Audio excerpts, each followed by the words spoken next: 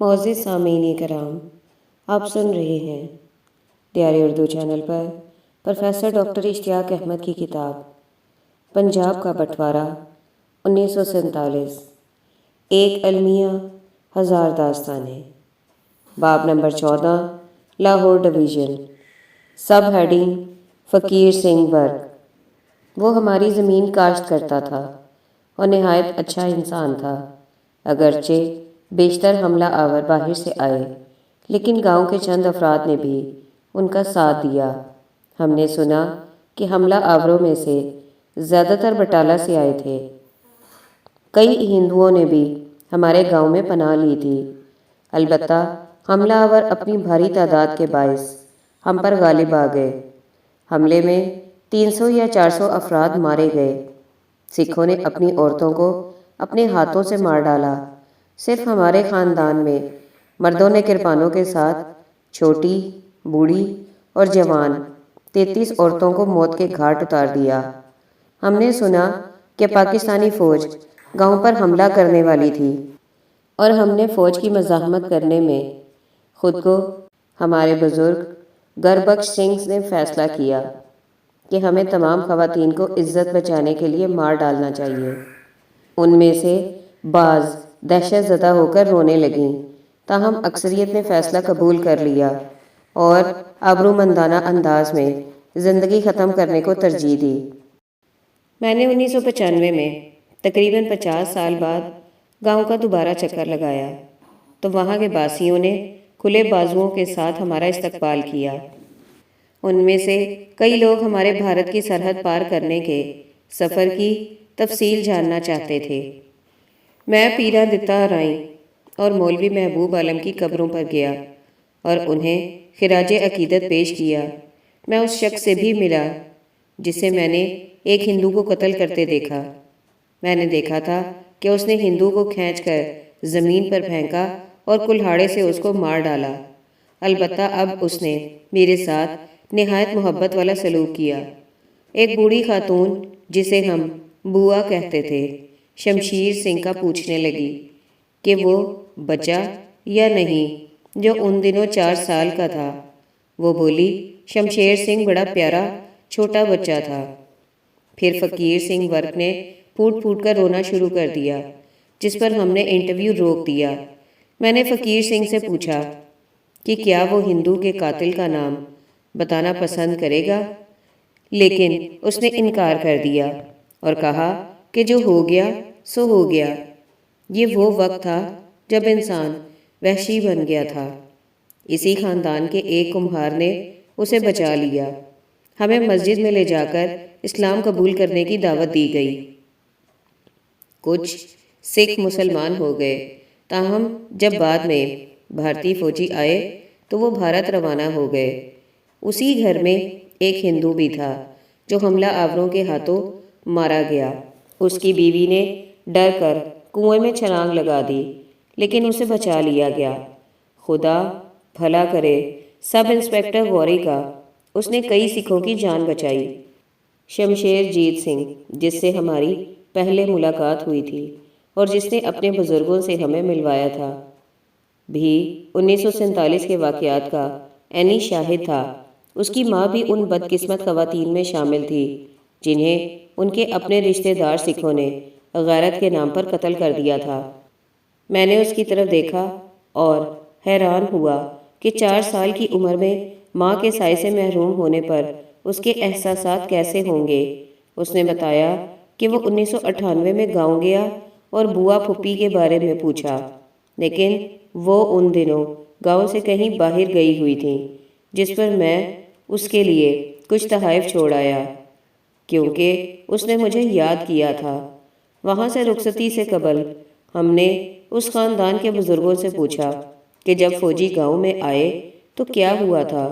ستم ظریفی یہ دیکھیں کہ گاؤں کے سکھ جس فوج کے آنے سے خوف زدہ ہوئے تھے وہ پاکستانی نہیں بھارتی فوج تھی۔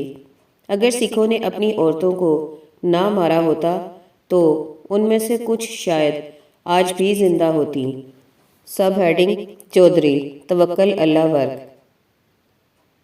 کٹھیالہ ورکا میں سکھوں کی طرف سے اپنی خواتین اور بچوں کو قتل کرنے کا واقعہ آج بھی گاؤں میں زیر بحث رہتا ہے۔ 30 دسمبر 2005 کو جس روز ہم نے نذیر احمد ورک کا انٹرویو کیا، اسی دن ہم نے شیخو پورہ کے ممتاز رکن قومی اسمبلی چودھری توکل اللہ ورک کے خیالات بھی ریکارڈ کیے۔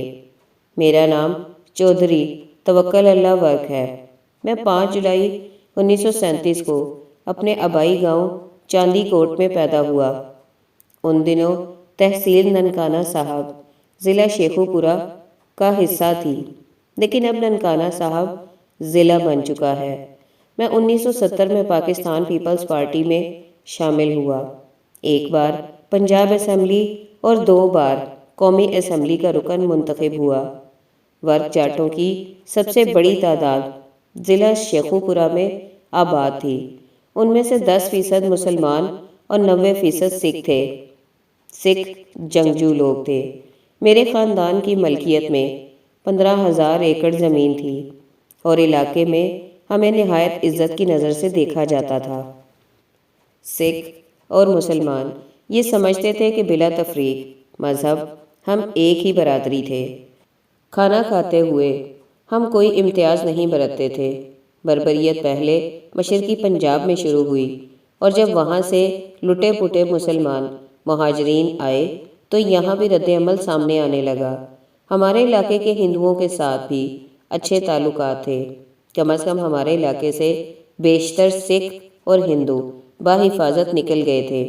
ہمارا منشی سوہن سنگھ بھی سرحد پار کر گیا، لیکن ہمارے رابطے پھر بھی رہے۔ اس کے بیٹے کی امرتسر میں بک شاپ تھی، وہ ہمیں خط لکھتا ہے۔ وہاں کے ورک سکھ بھی ہمارے پاس آتے رہتے ہیں۔ جب بھی وہ ننکانہ صاحب کی یاترا کرتے ہیں تو ہمارے پاس ضرور آتے ہیں۔ 1947 میں سکھ ہمارے پاس آئے۔ میرے والد چودھری خوشی محمد نے انہیں اسلام قبول کرنے کی دعوت دی۔ ہم یہ نہیں چاہتے تھے کہ وہ لوگ ہمیں چھوڑ کر جائیں۔ وہ ہماری دعوت سے متاثر ضرور ہوئے تھے، لیکن اسلام قبول کرنے سے انکار کر دیا، کیونکہ وہ کہتے تھے یہ سکھ عقیدے سے غداری ہوگی۔ جہاں تک کٹھیالہ ورکا کی کہانی کا تعلق ہے تو اس گاؤں کے سکھ بہت خوددار لوگ تھے۔ انہوں نے اوباش افراد کے ہاتھ لگنے کے خدشے کے پیش نظر اپنی رشتہ دار عورتوں کو خود جان سے مار ڈالا۔ زیادہ تر لاشیں صندوقوں میں بند کر دی گئیں، شاید کچھ کی چتا بھی جلائی گئی۔ جب مہاجرین یہاں آئے تو لاشوں کا پتہ چلا۔ طویل عرصے تک علاقے کے لوگوں کٹھیالہ ورکا میں رونما ہونے والے روح فرسا واقعات کی باتیں کرتے رہے۔ Subheading: Gurbachan Singh Tandon. گربچن سنگھ کی داستان 1947 کی عجیب اور افسوسناک ترین کہانیوں میں سے ایک ہے۔ مجھے اس کے بارے میں گرو نانک دیو یونیورسٹی امرتسر کے شعبہ سیاسیات کے پروفیسر گرنام سنگھ نے بتایا۔ انٹرویو 29 مارچ 2004 کو دہلی کے نواحی علاقے نوئیڈا میں ہوا، جو کہ ان کی رہائش گاہ پر ریکارڈ کیا گیا۔ میں 25 جولائی 1934 کو ٹپیلا دوست محمد تحصیل شادرہ ضلع شیخو پورہ میں پیدا ہوا۔ یہ گاؤں لاہور اور گجرانوالہ کے درمیان ریلوے لائن پر واقع ہے۔ میرے والدین کھتری ہندوؤں کی ذیلی ذات ٹنڈن سے تعلق رکھتے تھے، لیکن میں نے سکھ مذہب جوانی میں ہی قبول کر لیا تھا۔ مغربی پنجاب کے کھتری ہندوؤں میں یہ رسم عام تھی کہ وہ ایک بیٹے کو سکھ بنا دیتے تھے۔ مجھے سکھ بنوانے کی ایک خاص وجہ تھی۔ میری پیدائش سے پہلے میرے والدین کی صرف بیٹیاں تھیں اور اولاد نرینہ نہیں تھی۔ انہوں نے خدا سے منت مانگی کہ اگر ان کا بیٹا ہوا تو وہ اسے سکھ بنا دیں گے۔ یوں یہ میری شناخت بن گئی۔ میرا چھوٹا بھائی بھی سکھ بن گیا۔ ہمارا گاؤں بین المذاہب ہم آہنگی کا گہوارہ تھا۔ تمام مذہب کے بزرگوں کا بہت احترام کیا جاتا تھا اور ان کی باتوں کو بہت اہمیت دی جاتی تھی۔ ٹپیالہ دوست محمد میں 2/3 آبادی مسلمانوں کی تھی۔ جبکہ ہندو 1/3 تھے۔ سکھوں کے صرف 2 خاندان آباد تھے۔ ہمیں ہندوؤں کو لالا کہا جاتا تھا، جو تاجر ہندوؤں کے لیے استعمال ہونے والی اصطلاح تھی۔ البتہ کچھ کھتری زراعت پیشہ بھی تھے۔ ہماری ایک بڑی حویلی تھی، جبکہ 25-30 ایکڑ اراضی بھی تھی۔ مسلمان زمیندار خود کو چودھری کہلواتے تھے۔ میں 1947 میں 8ویں جماعت میں پڑھتا تھا۔ گاؤں کے اسکولوں میں ہر کمیونٹی کے بچے پڑھتے تھے۔ ہمارے مذہبی عقائد ہماری دوستی کے درمیان رکاوٹ نہیں بنتے تھے۔ اس طرح گاؤں میں مختلف تقریبات بھی سانجھی ہوتی تھیں۔ ہم روزانہ تاش کھیلتے اور کشتی بھی لڑتے تھے۔ اسی دوران فرقہ وارانہ کشیدگی اور فسادات کی خبریں آنا شروع ہو گئیں۔ گاؤں میں بیٹری سے چلنے والے 1 یا 2 ریڈیو تھے۔ نوائے وقت، دیر بہارت اور ملاپ جیسے اخبار بھی کبھی کبھار آ جاتے تھے۔ نوائے وقت، ویر بہارت اور ملاپ جیسے اخبار بھی کبھی کبھی آ جاتے تھے۔ 15 اگست کو جب لاہور میں آزادی کا جشن منایا جا رہا تھا تو ہمارے ارد گرد دیہی منظر عام بدلنا شروع ہو گیا۔ کچھ لوگوں نے مسلم لیگ کے زیر اہتمام گاؤں میں اجلاس کیے گئے۔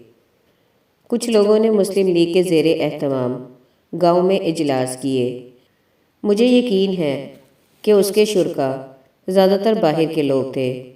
ان کے پاس نیزے، کلہاڑے اور تیز دھار دیگر آلات تھے۔ مسلمان بزرگوں نے فوراً مداخلت کرتے ہوئے انہیں گڑبڑ کرنے سے روکا۔ بالخصوص چودھریوں نے واضح کیا کہ وہ کسی غیر مسلم کو نقصان نہیں پہنچانے دیں گے۔ اس موقع پر ایک امن کمیٹی قائم کی گئی۔ مجھے اس کمیٹی کے 2 ارکان چودھری معاف علی اور شیخ محمد بشیر کے نام آج بھی یاد ہیں۔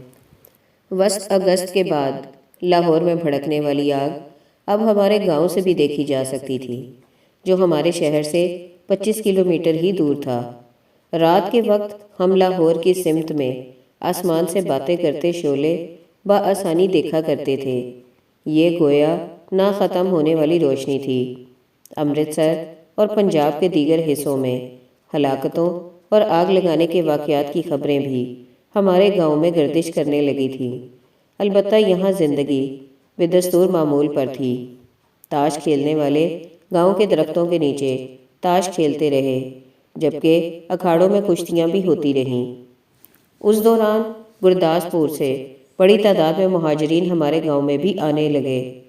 یہی وہ وقت تھا جب گاؤں میں حالات بدلنے لگے۔ وہ مہاجرین بتایا کرتے تھے کہ ہم تو اپنے گھر بار لٹا کر یہاں آئے ہیں، تو اس گاؤں میں کھتری کیوں اب تک بیٹھے ہیں؟ ان لوگوں نے ٹپیالہ دوست محمد کے ارد گرد 12-13 دیہات کے لوگوں سے رابطہ کیا تاکہ ہمارے گاؤں پر حملہ کیا جا سکے۔ تاہم یہ اطلاعات امن کمیٹی تک پہنچ گئیں۔ انہوں نے سازش کرنے والوں کو خبردار کیا کہ ہندوؤں اور سکھوں کو مارنے سے پہلے تمہیں ہماری لاشوں سے گزرنا پڑے گا، بصورت دیگر ہم تمہارے عزائم پورے نہیں ہونے دیں گے۔ بہرحال 25-26 اگست کو 15,000 مسلح افراد نے اچانک گاؤں پر حملہ کر دیا۔ خطرہ بھانپتے ہی تمام ہندو کھتری گاؤں کے ممتاز ہندوؤں کی ملکیت کثیر المنزلہ عمارت کی طرف چلے گئے۔ میرے چھوٹے بھائی، 2 بہنوں اور والدہ نے منوہر لال کے گھر میں پناہ لی۔ امن کمیٹی کے ارکان نے مزاحمت کی، لیکن حملہ آور ان پر غالب آ گئے اور انہوں نے ان 2 بڑے مکانوں کا محاصرہ کر لیا جہاں 60 ہندو خاندان موجود تھے۔ حملہ آوروں نے منوہر لال سے کہا کہ تم اگر اپنی رائفل پھینک دو تو تمہیں اور تمہارے خاندان کو چھوڑ دیا جائے گا۔ وہ مان گیا اور ہمیں کہا کہ تم لوگ کہیں اور چلے جاؤ۔ چنانچہ ہم نے ایسا ہی کیا۔ ہجوم گھروں میں گھسنے کی کوشش کر رہا تھا۔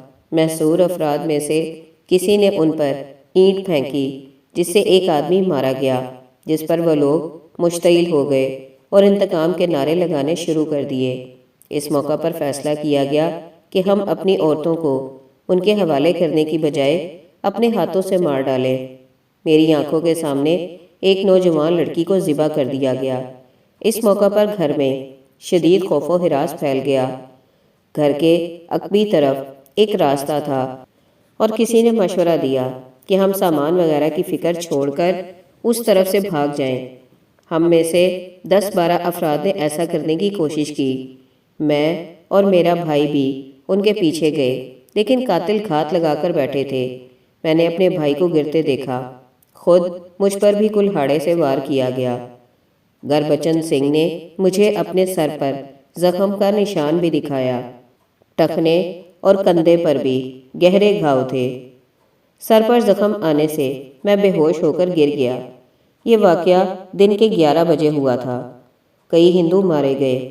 4 بجے ہمارے گاؤں کے مسلمانوں نے لاشیں کھینچ کر قریبی برساتی نالے میں پھینکنا شروع کر دیں۔ جب کسی نے میری ٹانگ کھینچی تو میں نے آنکھیں کھول دیں۔ وہ آدمی حیرت سے بولا، یہ لالو کا لڑکا ہے۔ میں نے کراہتے ہوئے کہا، پانی۔ وہ مجھے اپنے گھر لے گیا اور پانی اور میٹھا دودھ پینے کو دیا۔ پھر وہ مجھے گاؤں کی مسجد میں لے گیا، جہاں گاؤں کے دیگر ہندوؤں نے پناہ لے رکھی تھی۔ وہاں میری بہنیں اور والدہ بھی تھیں۔ کچھ دیر بعد میرے دادا اور میرے والد ہری رام، جو کھیتوں میں چھپ گئے تھے، بھی وہاں آ گئے۔ البتہ میرا چھوٹا بھائی مارا گیا تھا۔ وہ رات ہم نے مسجد میں گزاری۔ پھر ہمیں ایک گھر منتقل کر دیا گیا، جہاں ہم 10-12 دن تک مقیم رہے۔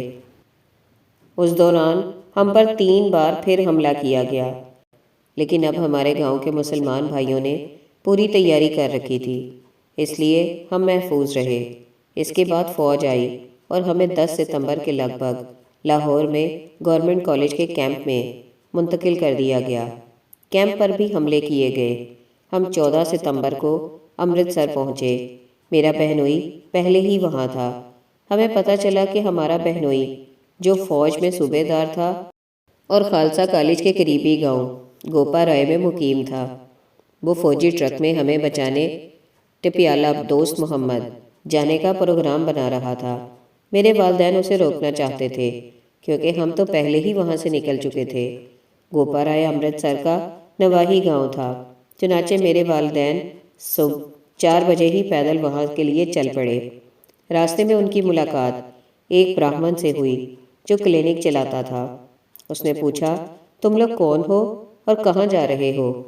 میرے والد نے بتایا کہ ہم پاکستان سے آئے ہیں اور لال شاہ، ہندو ساہوکاروں کو شاہ کہا جاتا تھا، کے گھر کی طرف جا رہے ہیں۔ انہوں نے مشورہ دیا کہ جی ٹی روڈ پر مت چلو، کیونکہ پاکستانی فوج وہاں گشت کر رہی ہے۔ تم لوگ کھیتوں والے راستے سے آگے جاؤ۔ انہوں نے مشورہ مان لیا۔ یہ ایک پھندا تھا۔ آگے گئے تو 4 سکھ جاٹ ڈاکو گھات میں بیٹھے تھے۔ انہوں نے حکم دیا کہ جو کچھ پاس ہے وہ نکال دو۔ ان کے پاس صرف 7 روپے تھے۔ ڈاکوؤں نے پیسے لے لیے، لیکن لال شاہ ایک مشہور شخصیت تھی، اس لیے انہوں نے خطرہ محسوس کرتے ہوئے میرے ماں باپ کو ہلاک کر دیا۔ واقعہ سناتے ہوئے گربچن دھاڑے مار مار کر رونے لگا۔ اس کی بیوی اور بیٹیاں بھی رونے لگیں۔ چنانچہ میں نے انٹرویو ختم کرنے کا فیصلہ کیا۔ Sub heading: Gujranwala. گوجرانوالا ایسا ضلع تھا جہاں مسلمانوں کی غالب اکثریت تھی۔ ان کی آبادی 70.4% تھی، جبکہ ہندوؤں اور سکھوں کی مجموعی آبادی 22.7% تھی۔ سکھوں کے تاریخی نقطہ نظر کے لحاظ سے اس ضلع کی اہمیت یوں تھی کہ پنجاب کا آخری مقامی حکمران مہاراجہ رنجیت سنگھ اسی ضلع کا رہنے والا تھا۔ تقسیم کے وقت یہاں کے سماجی معاشی معاملات ویسے ہی تھے جیسے کہ صوبے کے دیگر حصوں کے تھے۔ کاروباری مفادات اور تجارت عمومی طور پر غیر مسلموں کے ہاتھ میں تھی۔ حافظ تقی الدین گوجرانوالا کے رہائشی ہیں، اور انہوں نے مارچ 1947 سے شروع ہونے والے فرقہ وارانہ تشدد کے واقعات کو اپنی آنکھوں سے دیکھا۔ جولائی میں شہر کو گڑبڑ والا علاقہ قرار دے دیا گیا اور 15 اگست کے بعد جلاؤ، گھیراؤ اور قتل کے واقعات میں تیزی آنے پر سکھوں اور ہندوؤں کو یہاں سے جانا پڑا۔ کھوسلا اور SGPC رپورٹ میں ڈاکٹر تیج بھان اور اس کے اہل خانہ کی پولیس کے ہاتھوں ہلاکت کا ذکر ہے۔ حافظ تقی الدین بھی ہمیں اس قتل اور مرکزی ملزم تھانے دار چودھری علم دین کے بارے میں تفصیل بتاتے ہیں۔ انہوں نے ان واقعات کا ذکر بھی کیا ہے جو ڈاکٹر تیج بھان کی ہلاکت کا باعث بنے۔ علم دین کے مطابق وہ ایک کانسٹیبل کے ساتھ یہ تفتیش کرنے گئے تھے کہ کیا ڈاکٹر تیج بھان کے گھر میں کوئی اسلحہ جمع کیا گیا تھا۔ وہاں سے انہیں کچھ نہ ملا، لیکن اس چھاپے کے دوران کافی غلط فہمیاں پیدا ہو گئی اور یہاں تک افواہ پھیل گئی کہ علم دین اور کانسٹیبل کو قتل کر دیا گیا ہے، لہٰذا پولیس نے اس گھر پر حملہ کر دیا۔ 27 اگست کو کارروائی کے وقت گھر میں موجود تمام 12 افراد ہلاک ہو گئے۔ چنانچہ اس کے نتیجے میں ہندوؤں اور سکھوں کو گوجرانوالا سے بھاگنا پڑا، لیکن حافظ تقی الدین کہتے ہیں کہ گوجرانوالا میں گڑبڑ اس وقت شروع ہوئی جب یہ افواہ تیزی سے پھیل گئی کہ غیر مسلموں کی اکثریت والے علاقے میں مسلمانوں کی ایک مسجد کو آگ لگائی گئی ہے۔ انہوں نے عہد کیا کہ وہ خود چندہ جمع کر کے مسجد کی تعمیر نو کریں گے۔ بعد میں پتہ چلا کہ مسجد کے قریب ایک مسلمان رنگ ساز کی دکان تھی جو مسجد کے دروازے کے پاس کپڑے رنگتا تھا۔ کرفیو لگا تو وہ چولہا بند کرنا بھول گیا، جس سے آگ لگ گئی اور مسجد کو بھی لپیٹ میں لے لیا، لیکن شرپسند گوجرانوالا میں پوری طرح متحرک تھے اور انہوں نے واقعے کو ہندوؤں کی سازش کا شاخسانہ قرار دے دیا۔ شہر میں چاقوؤں اور لمبے پھل والے دیگر ہتھیاروں کی تعداد میں بھی اضافہ ہو چکا تھا۔ پھر ایک دن نوجوان مسلمان سردار شاہ، جو احرار کا متحرک کارکن تھا، مسلمانوں کی اکثریت والے علاقے میں مردہ پایا گیا۔ اس کا الزام بھی بلا ثبوت غیر مسلموں پر لگا دیا گیا۔ اس سے بھی فرقہ وارانہ تعلقات میں مزید دراڑیں پڑ گئیں۔ سکھوں اور ہندوؤں میں عدم تحفظ کا احساس مزید گہرا ہو گیا۔ قتل کی تحقیقات کے لیے ایک کمیٹی قائم کی گئی، جس کے سربراہ احرار کے مقامی رہنما پیر سید فیض الحسن اور کانگریسی لیڈر نرنجن داس بگا تھے، جبکہ مسلم لیگ، اکالی دل اور خاکسار تحریر کے رہنماؤں کو بطور رکن شامل کیا گیا۔ ایک دن مسلمان مزدور کی لاش محلہ ریتاں والا سے برآمد ہوئی۔ وہ گوجرانوالا سے باہر کے علاقے کا تھا۔ اس کے بارے میں بھی یہ چہم گوئیاں پھیلیں کہ اسے ہندوؤں نے قتل کیا۔ نرنجن داس بگا ننگے پاؤں اور ننگے سر اظہار افسوس کے روایتی طریقے کے ساتھ اس محلے میں آیا، لیکن وہاں کے مشتعل افراد نے گھروں کی چھت سے اینٹیں مار کر اسے ہلاک کر دیا۔ اس کے بعد پیر فیض الحسن آیا۔ اس نے لاش اٹھائی اور نرنجن داس کے گھر لے گیا۔ اس بہیمانہ قتل سے گوجرانوالا کے تمام شائستہ طبع افراد کے دل ٹوٹ گئے۔ پیر فیض الحسن اور دیگر قوم پرست مسلمانوں نے آخری رسومات میں شرکت کی، تاہم اس کے بعد حالات قابو سے باہر ہوتے چلے گئے۔ ان دنوں گوجرانوالا کا ڈپٹی کمشنر سندر داس میدھا تھا۔ کچھ ہی عرصے بعد اس کا تبادلہ جلندھر کر دیا گیا، جہاں اس نے غیر مسلموں کو مسلمانوں پر حملوں کے لیے اشتعال دلایا تھا۔